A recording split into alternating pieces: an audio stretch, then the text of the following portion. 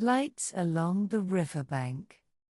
Elorin carried the memory of the backward drifting feather with him through the day like a small brightness in a pocket, a reminder that patient attention often reveals a door where none was seen before, and when afternoon thinned toward evening he felt the tower's breath lean softly toward the river as if suggesting a walk. So he thanked the room for its company and stepped down the cool stair, palm gliding along the stone rail that had learned the curve of many hands, and the spiral carried him to the low door that opened upon a path of thyme and crushed clover, and he crossed the yard with a calm stride while swallows stitched the sky with small blue commas, and the scent of warm earth rose to greet him as a friend.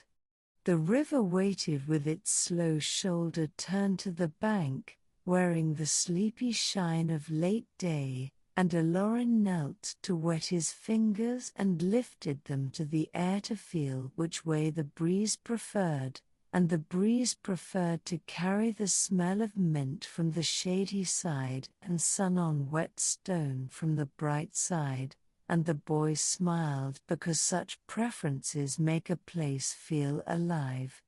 He walked along the bank where the path narrowed between alder and reed, his steps making a soft measure that the water seemed happy to accompany, and as the sun slipped behind the low hills the first lights appeared upon the surface like fruit rising from the bottom of a clear jar. Small globes the size of plums and pears and sometimes as small as berries, each one moving with the current yet also with a mind of its own, pausing, drifting sideways, collecting companions, and the colors were gentle rather than loud, pale gold and early violet, and a green like moss lit from within. And the whole river seemed to exhale a welcome that smelled of silt and leaf and the faintest memory of rain.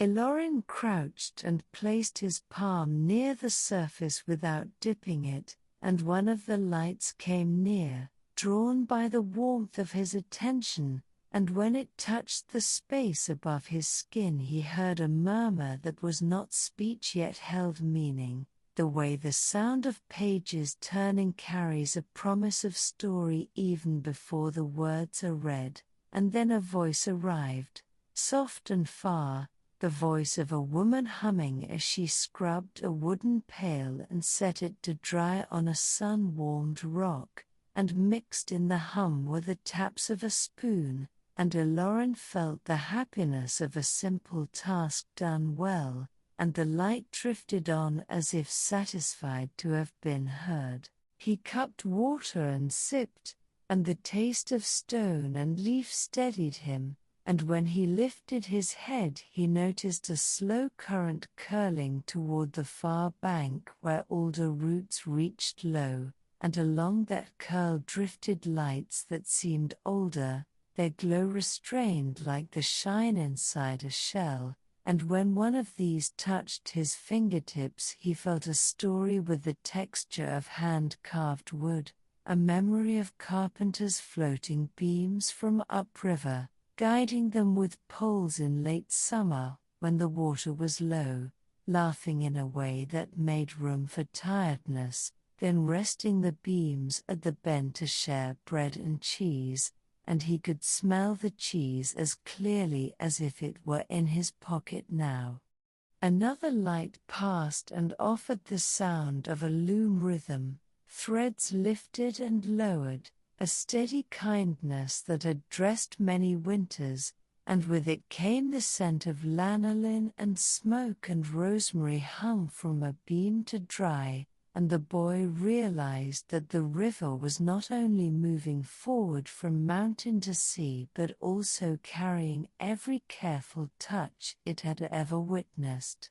He rose and followed downstream along a narrow path where meadow grasses leaned in friendly fashion and crickets tuned the evening with patient strokes, and the lights moved with him at the pace of his breath so that he never needed to hurry. At a shallow ford a fallen branch crossed from bank to bank like a sleepy bridge, and when he paused there a cluster of small blushing lights gathered around his ankles, and he understood that these were the memories of creatures who had drunk here over many seasons, deer and fox and heron, and once a child who let a wooden boat sail then forgot to follow because a cloud had an unusual shape, and the lights pressed their roundness against his boot leather and then drifted on as if to say thank you for standing still. Past the ford the bank widened enough for him to walk with arms loose at his sides, and he touched the heads of the reeds with his fingertips, and the reeds returned the touch with a whisper that felt like the brushing of silk against a sleeve. He came to a willow whose roots dove into the water with the confidence of a swimmer, and from beneath those roots rose a larger light that wore the green of sea glass, and when it hovered near his chest he heard a laugh that belonged to Master Aldrin from many years earlier, young and bright, thanking an unknown passerby for directions after a storm had rearranged the footpaths, and he smiled to think of his mentor as a traveler discovering the same kindness that filled their days now. He walked on until the bank widened into a gravel shore where reeds opened like a curtain and a deep pool settled, and the lights rested there as birds do upon a calm lake before traveling farther. He sat and let the pebbles press friendly ellipses into his palms, and he spoke very softly to the water to ask whether it might share something of himself as well, not a demand but an offering, and the surface responded with the lightest ripple that did not break the reflection of the sky. He cupped his hands and floated them just above the pool as if to warm it, and in that patient stillness a tiny light budded from the water between his palms, as though called from the memory of a recent kindness, and when he bent closer he heard faintly the sound of a hinge oiled this morning, a door opening without complaint, and the light's voice included the relief of wood allowed to rest in its best shape, and Elorin laughed once, a breathy sound that did not disturb the pool, and he told the water that such a memory pleased him very much. The light slipped back into the pool and the other lights stirred and arranged themselves in a slow spiral like galaxies rehearsing a dance, and within that spiral he heard a chorus of soft details that would mean little to a ledger and everything to a home. A bowl turned upright on a shelf so it would not gather dust, a broom set with bristles lifted so they could keep their curve, a loaf shared with a visitor, a shawl folded with fingertips smoothing the edge as if calming a small worry. The water seemed content to offer its archive without weight, and the boy let the archive pass through him like warm wind passing through tall grass. When he eventually stood, the first true night breeze moved through the willows with a scent of cool leaves, and the lights began to drift again, inviting him downstream toward the old stone footbridge that arched over the narrowest cut of the river.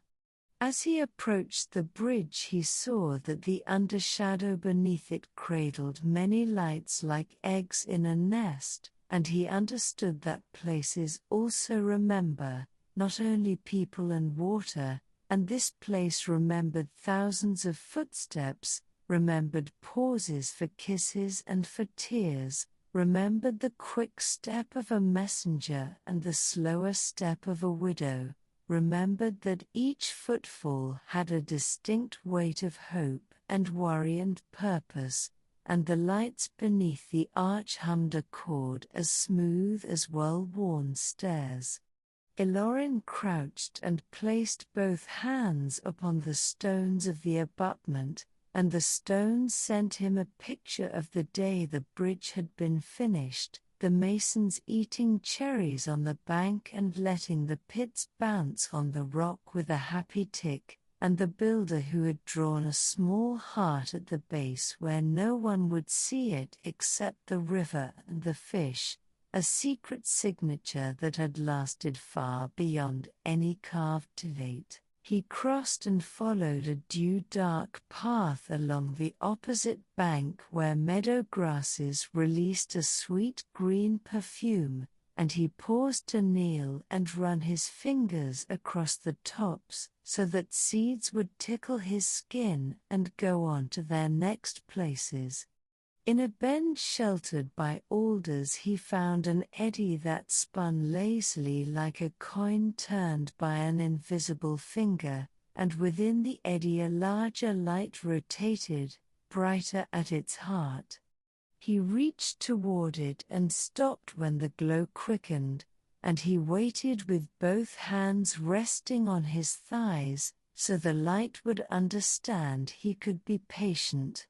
The spin slowed, and he leaned closer until he could hear a distant pair of voices, a parent and a child, counting stones and then pretending to bake them into pies, and the child declared that pebble pies taste exactly like moonlight, and he heard the ripple of agreed laughter that followed, and the light pulsed once as if pleased to be remembered and drifted along the edge of his shadow toward a log that lay half in the water and half on land like a ferry between worlds.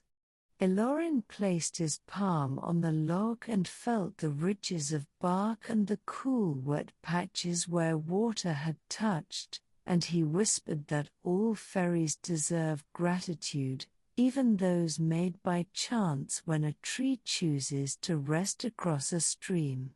The sound of crickets drew him onward until he returned to the reach nearest the tower where water widened and slowed as if it too wished to rest within the influence of Wistmere.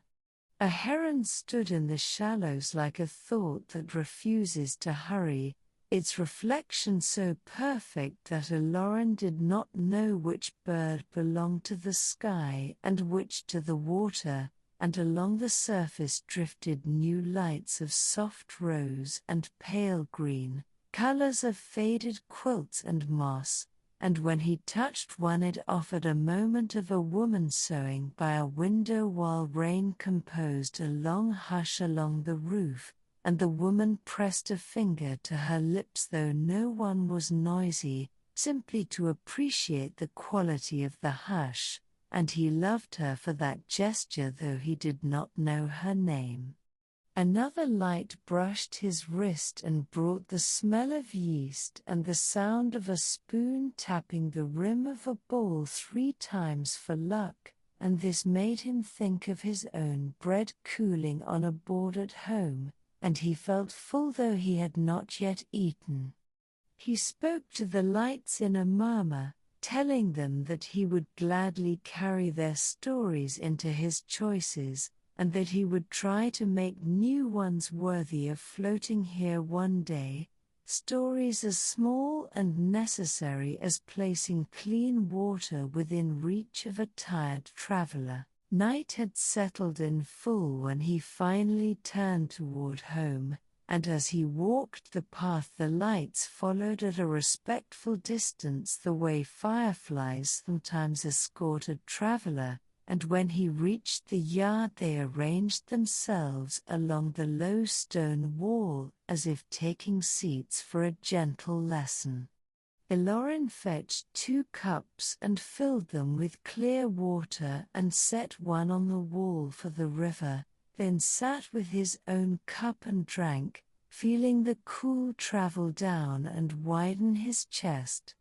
He told the lights a story in return, a simple account of the feather that had floated backward, of the hidden door and the small room and the globe of mist, and he described how the tower had taught him that an accident can be the hand of the world reaching to place something useful within his days, and the lights brightened during this telling, an audience that understands the gift of a good mistake.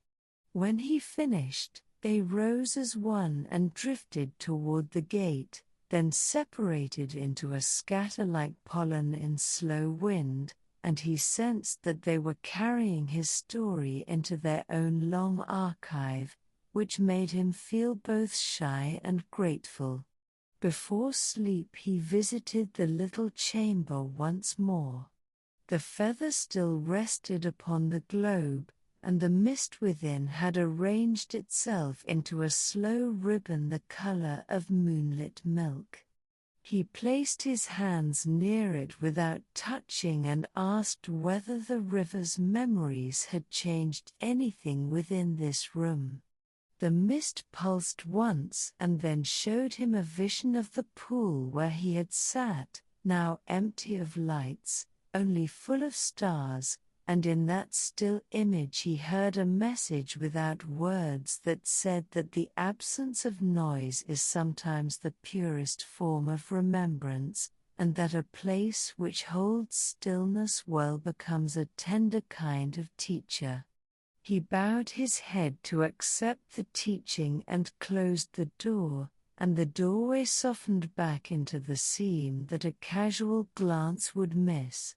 He dreamed that he stood upon the river itself, weightless as a cloud, and beneath him the lights moved in long processions like flocks in migration, and each flock sang a theme that he could taste, one tasting of rosemary and book pages, one tasting of sweetened oats, one tasting of rain on slate, and the flavors mingled without confusion as they passed.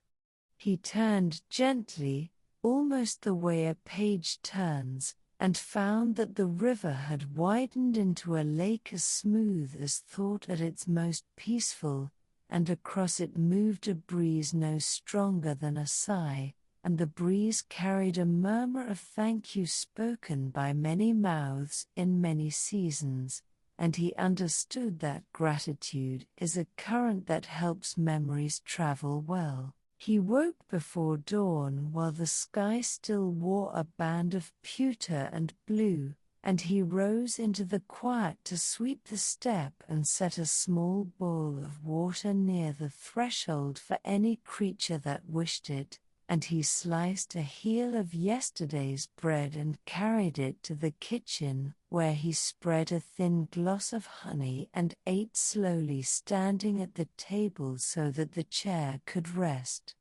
When the first birds opened the morning with a few tentative notes, he returned to the river, and there he found no lights because the day had claimed the surface, yet the water held a softness as though lit from beneath by what it remembered, and he walked to the shallow ford where he had paused the night before and placed his hands upon the stones, thanking them for their firmness, and in that gratitude he felt a warmth rise through his arms to his chest, a warmth that reminded him of the sun waiting beyond the hill. He stayed long enough to greet the heron again, now fishing with patient stabs that stirred small rings that widened and then forgot to be circles, and he took this as a lesson about effort that leaves no bruise. At midday he returned to the tower and worked beside Aldrin, mending loose bindings on a row of books, his fingers smoothing glue along spines while the mentor trimmed new caps of leather. They spoke about the river's way of keeping memory, and Aldrin nodded with satisfaction as if an old teacher had been praised, and he said that whenever a person tells the truth about a kind moment, the river grows brighter though no one may notice, and that this brightness helps lost travelers find a better shore. Elorin considered how to weave this insight into his days, and he decided to set small remembrances wherever he walked: a clean cloth folded for the next cook, a note on a shelf reminding any hand that reached there to breathe first, a sprig of thyme upon the sill to scent the room when sunlight warmed it.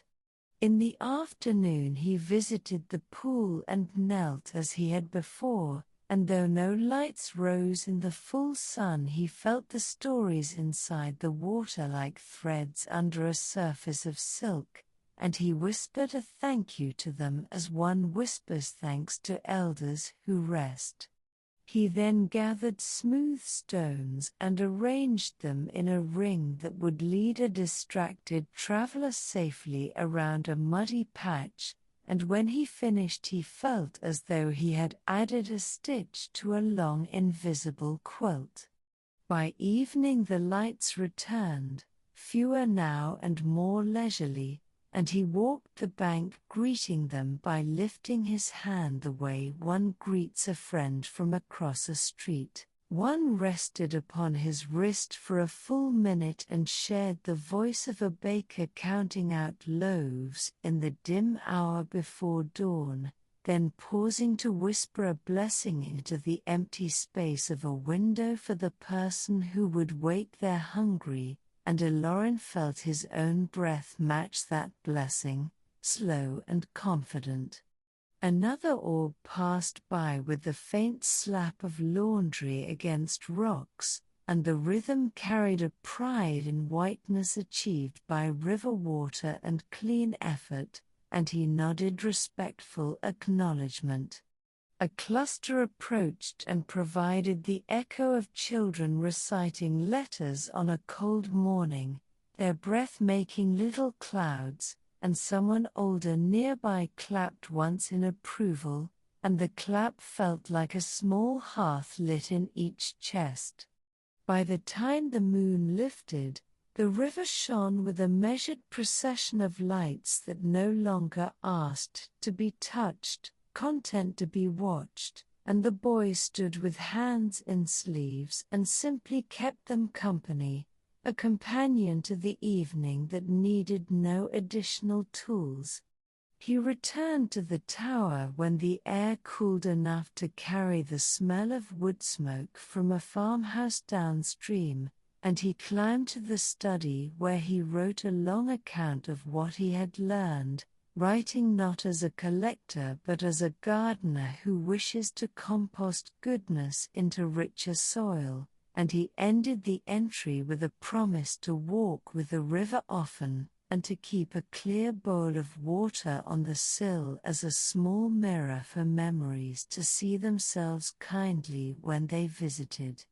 Before the final candle was pinched, he looked out the window toward the river and thanked the lights he could not see. Then he spoke a small wish that anyone who came to the water in need of comfort would receive a guiding glow, and he promised to carry the practice into his daily life by setting tiny lights of habit wherever he walked: a folded cloth on a chair, a swept step, a cup of water ready for a tired visitor, and he knew that the river would hold these gestures as it held the others.